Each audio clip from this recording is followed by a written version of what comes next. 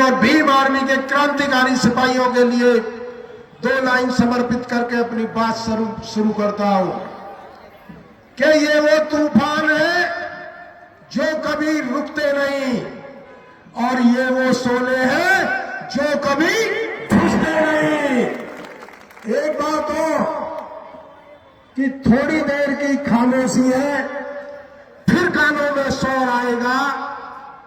थोड़ी देर की खामोशी है, फिर कानों में शोर आएगा और औरों का तो वक्त आता है, आपका दौर आएगा, आपका दौर आएगा। आजाद समाज पार्टी एक वैचारिक आंदोलन है, एक क्रांति है, नीली क्रांति, सामाजिक न्याय और व्यवस्था परिवर्तन की लड़ाई है।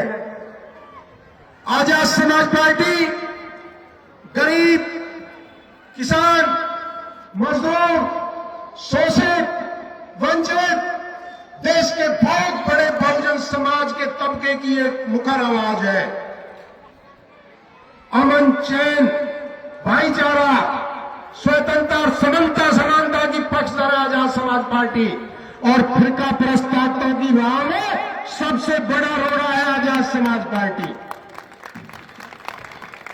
जो फूट डालो राजगरों की नीति बनाते हैं, उनके लिए नासूर बन चुकी है आजाद समाज पार्टी। और आजाद समाज पार्टी के राष्ट्रीय अध्यक्ष भीम आर्मी चीफ, पूरे देश में बहुजनों की बुलंद आवाज, पूरे देश में विपक्ष की मजबूत भूमिका निभाने वाले भाई चंद्रशेखर आजाद जी एक नाम नहीं है, एक सोच है, एक विचार है। आप इंसान को मार सकते हो,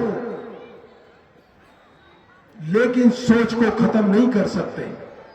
और भाई चंद्रशेखर आजाद जी ने देश पर मर मिटने वाले, अन्याय के खिलाफ लड़ने वाले हम जैसे हजारों चंद्रशेखर आजाद पैदा किए हैं पूरे देश में, जो जुल्म ज्यादती के खिलाफ लड़ सके, अन्याय के खिलाफ लड़ सके। मेरे साथियों,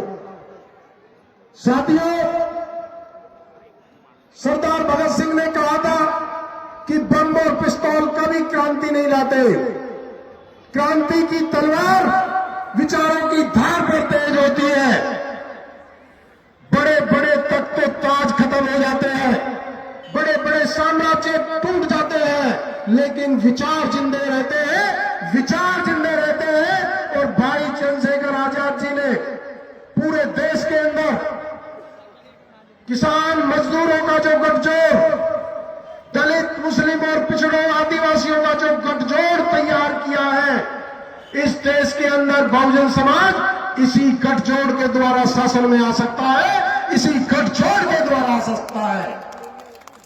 मैं बहुजन समाज के लोगों से यह कहना चाहता हूं कि तुम्हारा मुकाबला उस तानाशाही और हिटलरशाही पार्टी से है जो प्रदेश में और केंद्र में जिसकी सरकार है।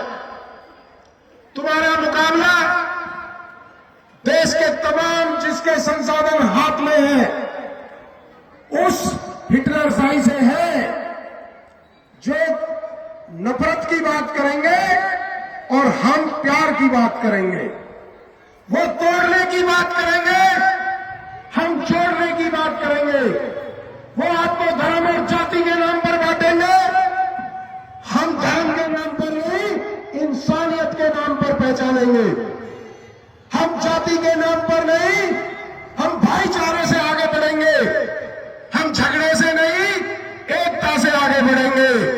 और तुमने इनके नारे सुने होंगे, प्रदेश की गवर्नमेंट का, सरकार का अलग नारा है और केंद्र की सरकार का अलग नारा है।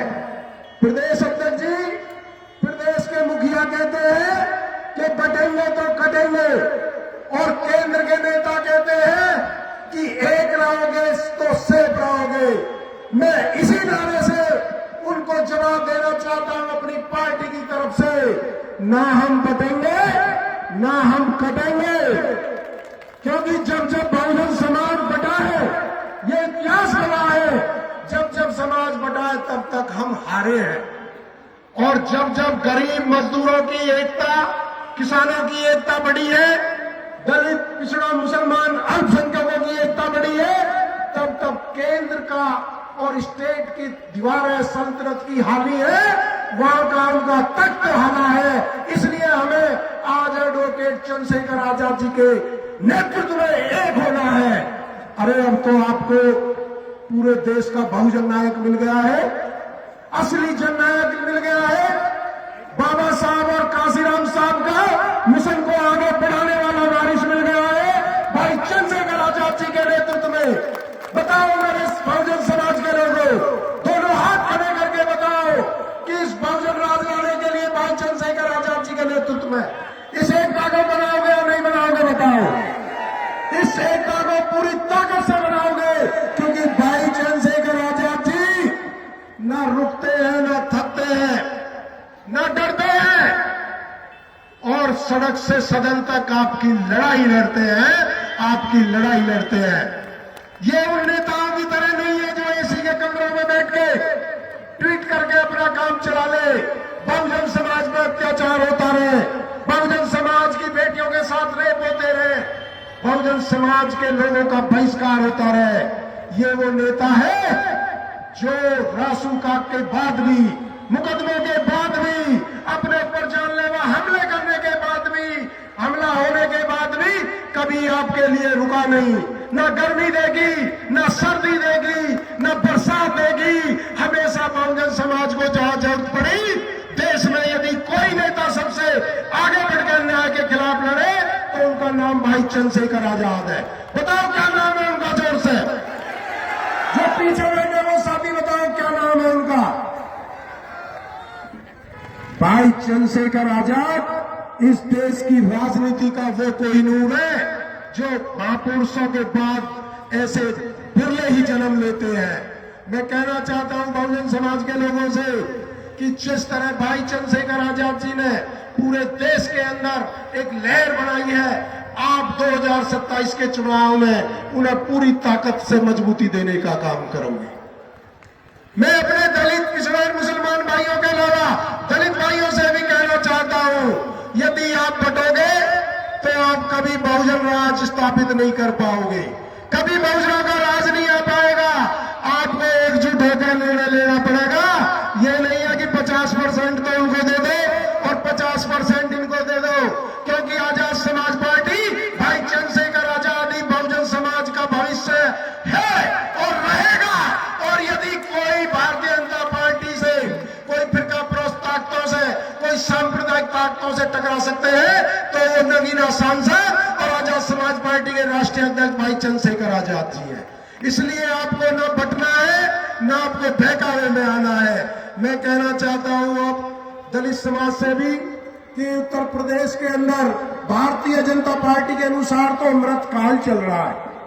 क्या ये दलितों के लिए भी अमृतकाल है?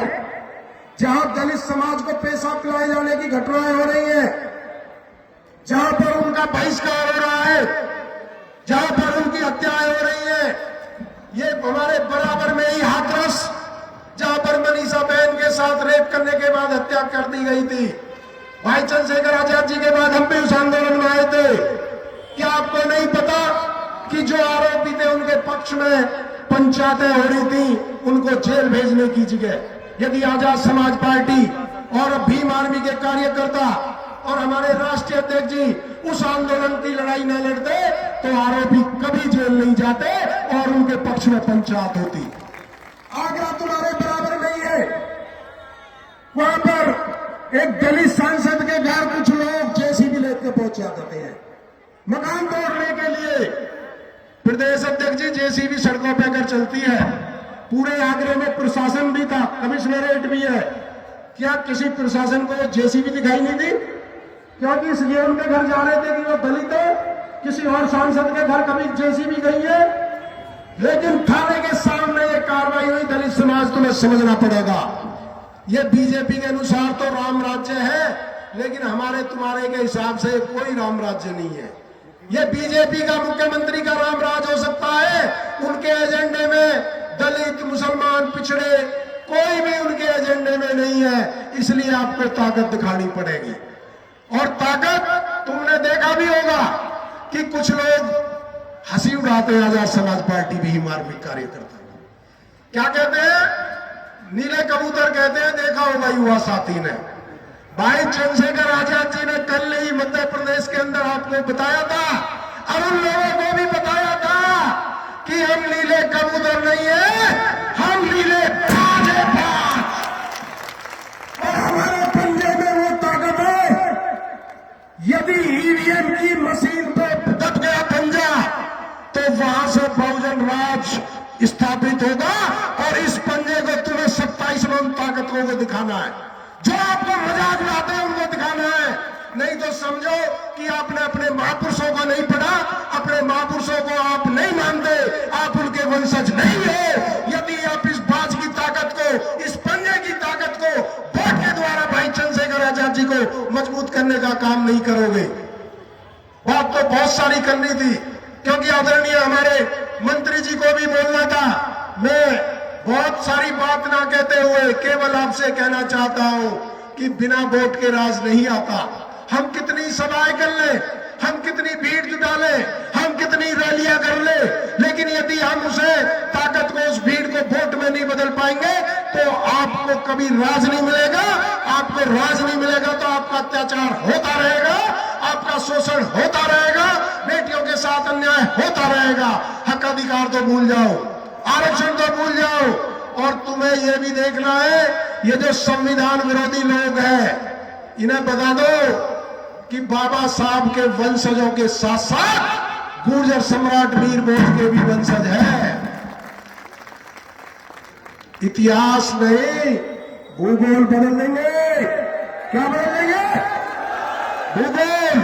अब मैं 2 लाइन कह के अपनी बात समाप्त करूंगा। एक बात हमारी प्रमुख मांग आई थी कि 9 साल से